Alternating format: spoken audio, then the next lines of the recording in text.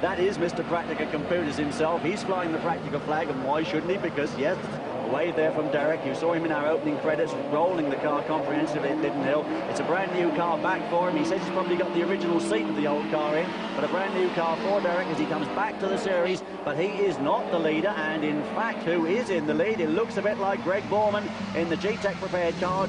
Nova Series leader in second place is Ian Evans, then comes Rob Coates, then Derek Lightfoot, then Paul Coney. Susie B with the Texaco entry bringing up the rear as they go light-footed over the top of Park Turn, down Park Straight, and Ian Evans, when things have gone right for Ian, of course, he's won every round. The only time he had problems was at Mondello when flat tyres halted his progress. And we saw the only victory there for one of the other drivers, and that, in fact, was a celebrity driver on that occasion. So the only real championship contender who's won a round outright is still Ian Evans. And Ian, at the moment, still trailing the Keep Farm Caravan's entry of Greg Borman. Greg been using this car in one or two non-championship events, running in Formula C to get it fully sorted. Went very well at Liddon a few weeks ago, was very, very competitive indeed, and proving so again at the moment as he comes away, going into the Coppice complex there and coming up the hill on the loose, and Ian Evans making his challenge. Ian trying to get alongside, does get alongside, goes through on the inside and away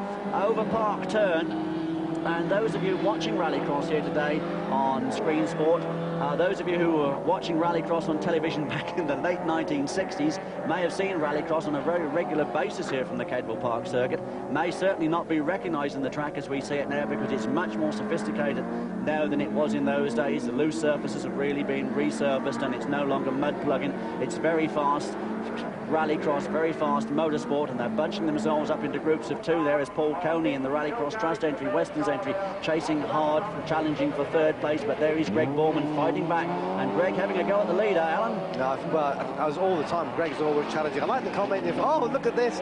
As soon as he hand over to me, Arthur, something happens. Rob Coates. And I haven't seen this before, Alan.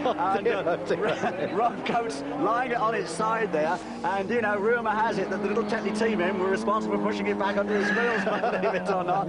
With us to the Scottish venue of Knockhill in Fife for round 9 of the championship. And we're going to get the afternoon's proceedings underway with the Nova Challenge cars. There you see Greg Borman on the start line. Greg with the Keat Farm Caravans entry. That's one of our celebrity drivers coming up, driving in Rallycross for the first time here this afternoon. 191, that's Mike Gower, who is a newsreader with Scottish Television.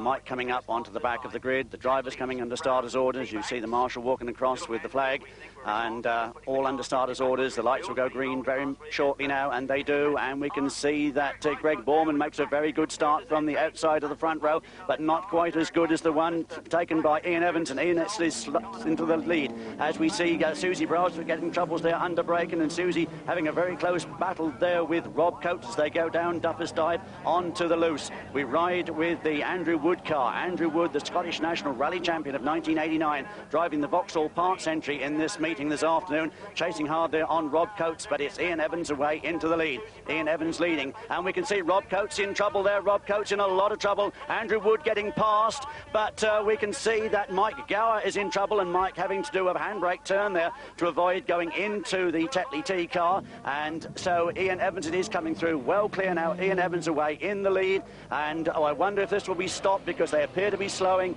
Yes, they are, Alan. It's being slowed down. There's no way they can do anything apart from red flag the race. In fact, the car is in a danger position. It's the narrowest part of the circuit. I'm afraid that's it. The race has just got to be rerun.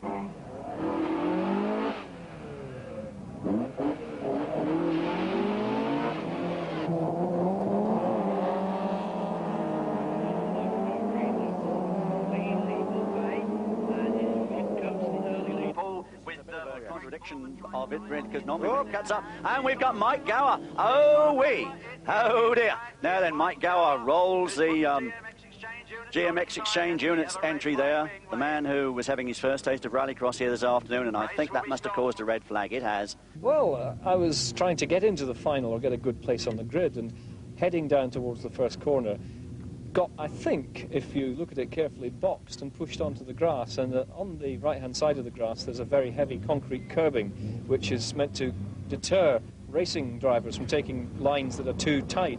And just hit that and rolled and went.